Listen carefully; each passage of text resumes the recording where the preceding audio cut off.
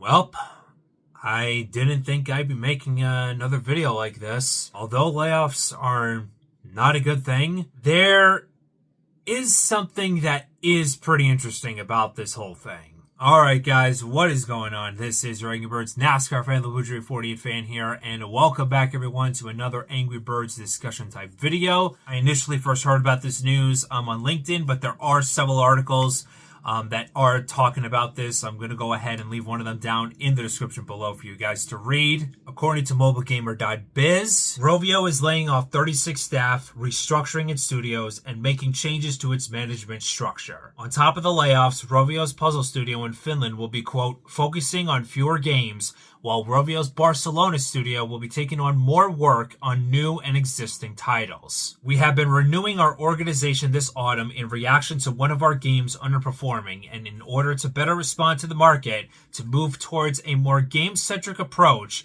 and to be able to iterate fast on new game ideas. No games have been canceled, but Angry Birds Dream Blast has unfortunately not been performing as expected.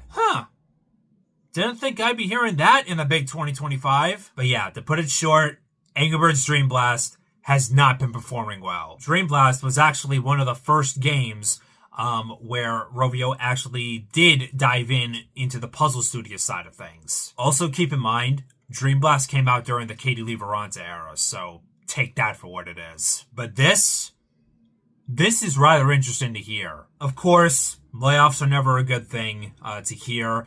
And to all those that were affected, I do send my best wishes out to them that they will soon find a new place of work. But it's rather interesting to hear fewer puzzle games, company restructure.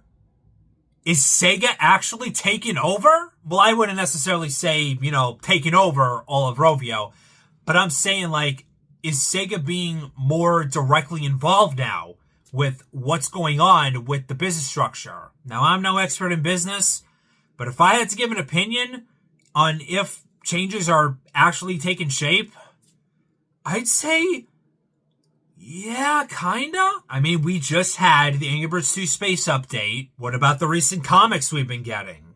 I mean, maybe things are starting to change. But who knows, man? Maybe the tone is starting to shift within Rovio. Maybe they are finally starting to listen to what we, the fans, have been begging for years and years and years since all the classic Angry Birds games got delisted back in 2019. Now, obviously, with the whole Angry Birds 2 Space 2 update, some people obviously were upset that that it is only a limited time event and that this isn't, a rather permanent thing in the game. But I actually appreciate the fact that they're going out of their way to do this for us, to start incorporating some of the old classic elements into some of the modern games. I do appreciate that. But of course, you're still going to have the people saying, oh yeah, bring back Angry Birds Space, bring back Angry Birds Star Wars, even though the licensing contracts for them expired years ago. Bring back Angry Birds Epic, bring back Angry Birds Go.